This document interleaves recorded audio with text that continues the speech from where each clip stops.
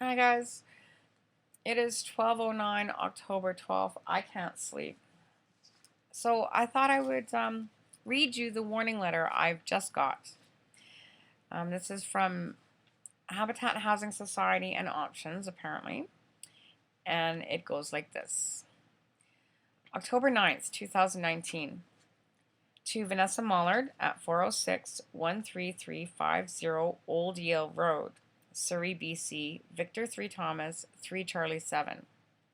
Dear Vanessa, you have occupied Unit 406 at Ted Coon Towers, 13350 Old Yale Road, since April 1st, 2017, and have been supported by the SHARP program for Fraser Health regarding your mental health needs. Half of that's true. Your occupancy at Ted Coon is based on a program agreement, not legal, and can be ended with up to 30 days of notice. On the contract, it actually says it can be ended with as little as 24 hours notice. Also not legal, but interesting they won't put that in writing. Well, not in the warning letter. Your continued occupancy at Ted Coon past this point depends on both participating in the SHARP program as outlined by Fraser Health, not a problem, happy to. Meeting the expectations of the landlord as outlined by Habitat Housing Society Options Community Services. Not when they violate my charter rights, and not when they're not lawful. No, I deserve charter rights. I am entitled to charter rights, and I'm entitled to the same rights that every other tenant or renter gets when they pay rent in BC. This is not transitional housing, nor is this supportive housing. Requirements of your occupancy at Ted Coon Tower that require your immediate attention include respect and do not violate the security and safety of residents and the landlord or any contracted service provider of the landlord by videotaping them without consent from all parties. Not required under law. This is because I've been recording the behavior of the security staff here on the property. It's abusive. It's against the law what they do. They violate the law. Knowing the law, they violate the law. They don't care. They don't even care they're being filmed. Well, now I'm being told to not exercise my legal rights so that I can't protect myself. No. I will abide by the law as best I can. Respect residents and staff lawful right to their privacy. Do not release and post pictures and or photos of them on social media without their consent.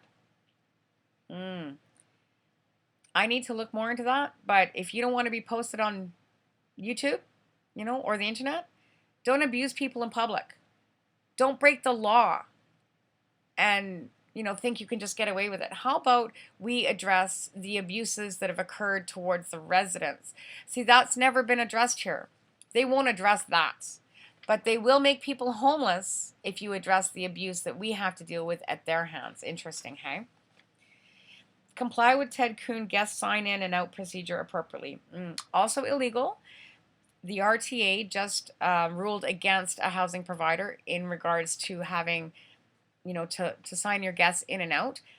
And this only gives the guards an opportunity to deny me guests for no proper reason. Just power tripping. Just so I know who's in power. If I don't obey a command of theirs that has nothing to do with my tenancy here, just ridiculous power trip, then they're going to show me who's boss by denying me guests, and this has happened. And being denied a guest because I've done no wrong other than just be disobedient to a security guard who's doing something I'm not even legally required to abide by? No, I've always abided by the sign-in procedure, and I still do. I will not abide by with being abused. I won't. So no, not appropriate. Denying a guest to somebody when they haven't broken any rules? Not appropriate. Adhere to all landlord rules and regulations. If they're lawful, absolutely. If they're reasonable, absolutely. Absolutely. I believe in being a responsible, respectful tenant and a member of the community. I do. But if it's going to violate my rights, my human rights, my legal rights, if it's going to remove my humanity and dignity from me as a human being who's paying rent, Not so happy with that. Allow the landlord a reasonable amount of time to respond to your inquiries and or complaints after reviewing supporting evidence and legislature. Great. So maybe somebody can reply to the emails I sent discussing the illegal entries into my suite. Two of them in June. One was with a witness. Somebody was in my apartment and witnessed it. The other one was a whole other issue. I'd indicated on a service request that they did not have permission to enter. I made myself available just outside the front doors of the building. I was told the maintenance were on lunch and to wait for them. 2.5 hours later, I went upstairs. I really had to go to the bathroom and we're not allowed to use the one downstairs. Not sure why. And they had entered my suite. They left a bunch of metal shavings from the lock repair in my cat food, which could have killed my cat, which would devastate me, and it would impact my health in a very negative way. So I did email about that.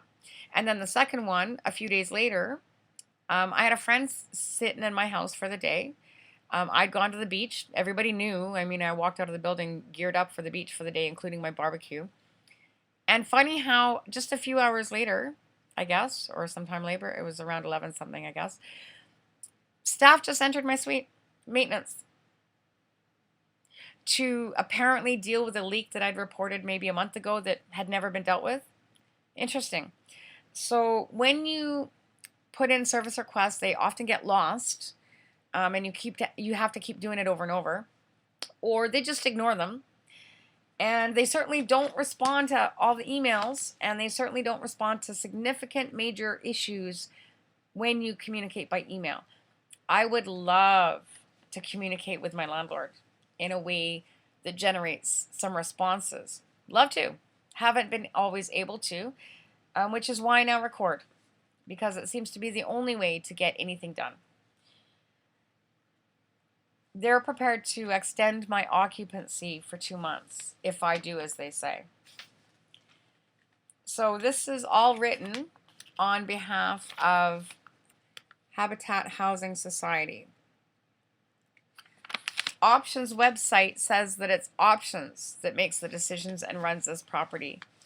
BC Housing says this is not a property that is being used for supportive housing or transitional housing. Yet Options is running it as transitional housing, and in a way that's clearly fraudulent and clearly not transitional. Now, all of this might end up with me getting evicted. We are going to take legal action as best we can. But there you go, guys. This is what you get for asserting your legal rights and being a good tenant who just doesn't want to be abused. So if you're poor and disabled and have no options, this is what you're looking forward to.